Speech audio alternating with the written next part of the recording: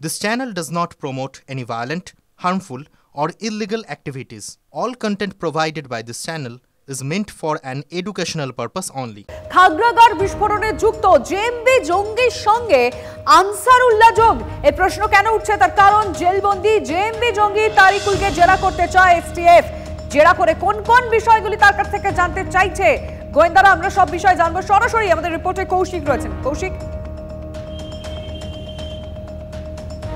দেখো জেএমবি জঙ্গি যে তারিকুল বর্তমানে কিন্তু বহরমপুরে যে সংশোধনাগার সেখানে রয়েছে এবং তার কাছে কিন্তু জিজ্ঞাসাবাদ করতে চায় এসটিএফ যেমনটা মিরারুল এবং আব্বাস নিয়মিত যোগাযোগ রাখতো এমনটাই জানতে পেরেছে গোয়েন্দারা এবং সেই সূত্র ধরেই তারিকুলকে সাথে জিজ্ঞাসাবাদ করতে চায় কারণ তিনি হ্যান্ডেলারদের নির্দেশ মতো তারিকুল কিন্তু এই আব্বাস মিনারুলদের নির্দেশ দিতেন এবং এই যে জেএমবি জঙ্গি এবং আনসারুল্লাহ বাংলা টিমের যে সমন্বয় সেটাও কিন্তু করতেন এই তারিকুল সেই জায়গা থেকে কোথায় কোথায় এর নেটওয়ার্ক ছড়িয়ে রয়েছে আর সবথেকে বড় বিষয় হচ্ছে আব্বাস আলী 2017 থেকে 18 সালে যখন এই বহরমপুরের সংশোধনাগারে ছিল সেই সময় কিন্তু এই তারিকুলও এই জেলেই ছিল এছাড়াও খাগড়াগড় এবং বুদ্ধগয়া বিস্ফোরণে বেশ কয়েকজন এই বহরমপুর জেলে ছিল সেই সময় তাদের মধ্যে মগজ ধোলাই হয়েছিল এবং যে তারিকুল এখান থেকে যেভাবে নির্দেশ দেয় জেলে বসে যে স্লিপার সেল বাড়ানোর ছক কষেছিল কোথায় কি নাশকতা করতে হবে বা কোথায় তাদের সংগঠন বৃদ্ধি করতে হবে সেই রকম এই জেলের বসেই কিন্তু সেই ব্লুপ্রিন্ট তৈরি করেছিল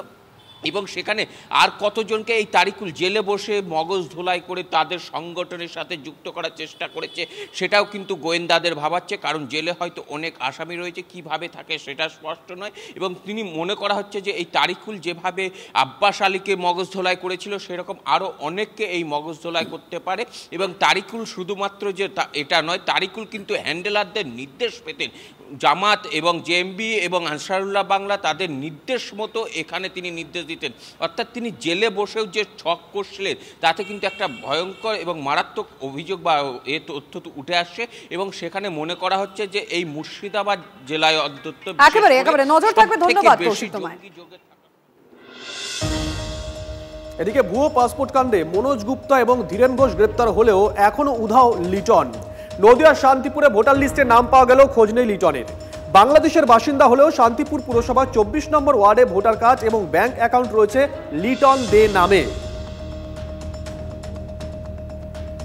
পাসপোর্টে এসে দালাল ধরে আধার কার্ড ভোটার কার্ড একজনকে বাবা সাজিয়ে তারপরে আধার কার্ড ভোটার কার্ড করে তারপরে আমার কাছ থেকে জমিটা এভাবে ব্ল্যাকমেল করে নিয়েছে আমি আজকে 7-8 মাস আগে করেছি হ্যাঁ আমি ডিএমকে করেছি তারপর নির্বাচন কমিশনারকে করেছি এসডিওকে করেছি উনি এখন বাংলাদেশেই থাকে বাংলাদেশ চলে গেছে আজকে ধরুন 9 করে গেল জানুয়ারি মাসে এসেছিল তারপর চলে গেছে আর আসেনি ওর নাম হচ্ছে লিটন চন্দ্র ওই জায়গায় চন্দ্র দিয়েছে আর বাংলাদেশে হচ্ছে দে ওর বাবার নাম চন্দ্র ওর যে মানে যাকে বাবা ডেকেছে সেই লোকের নাম হচ্ছে চন্দ্র আর যে বাংলাদেশে যে থাকে সে তার নাম হচ্ছে শিবু দে আর এই জায়গায় চন্দ্র দিয়েছে এই জায়গায় একজনের সাথে ব্যবসা করতো হ্যাঁ কার সাথে ব্যবসা করতো আমি জানি না এইসব গেঞ্জি ফেঞ্জি নিয়ে এসে ব্যবসা করতে তখন এইদিকে আধার কার্ড ভোটার কার্ড জালিয়াতিভাবে তুলে তখন আমাকে বলছে হ্যাঁ ব্যাংকের বইও করেছে হ্যাঁ এইদিকে ইসের নাম্বারও তুলেছে সিমও তুলেছে ভোটার কার্ড তো হয়েই গেছে ভোটার কার্ড দিয়ে সিম তুলেছে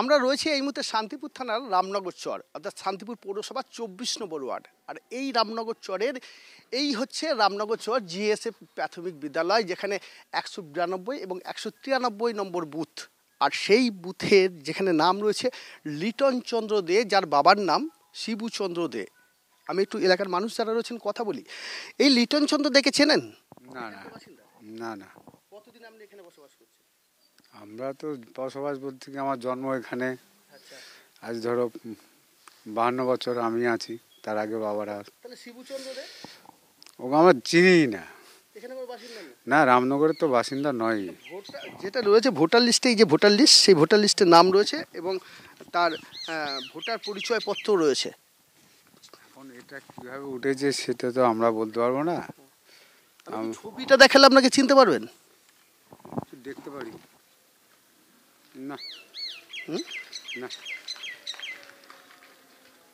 এই মানুষটাকে চিনতে পারছেন না না 192 Ramnagar government sponsored free primary school আপনার এখানে আছে হ্যাঁ আছে আচ্ছা এখানকার ভোটার বলছেন যে যার নাম তার নাম হচ্ছে লিটন চন্দ্র দে হ্যাঁ, লিটন চন্দ্র দে, বাবার নাম হচ্ছে শিবু চন্দ্র দে। চেনেন?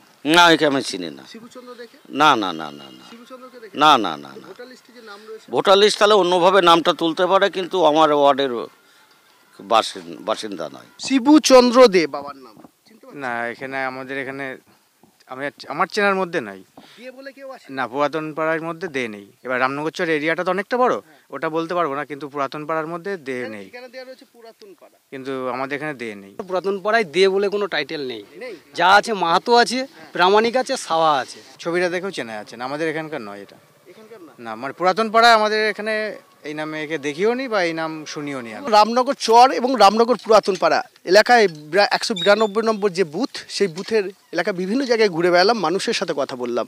প্রত্যেকেই বলছেন এই লিটন চন্দ্র দে নামে এলাকার কোনো অস্তিত্ব নেই, শিবুচন্দ্র দে নামেও কোনো অস্তিত্ব নেই। তাহলে কিভাবে হলো তার ভোটার কার্ড? গেলেন কোথায় লিটন চন্দ্র দে, যার ভোটার লিস্টের নাম রয়েছে, ভোটার কার্ড রয়েছে, ভারতের তার পরিচয়পত্র রয়েছে, তার ব্যাংকের অ্যাকাউন্ট রয়েছে, সমস্তটাই অভিযোগের পরও প্রশাসন কেন এখনও তদন্ত করলেন না বা এ বিষয়ে পদক্ষেপ গ্রহণ করলেন না? স্বাভাবিকভাবেই উঠতে শুরু করেছে প্রশ্ন। নদিয়া থেকে ক্যামেরা তুষার সাথে মধুপুন্টু, TV9 বাংলা।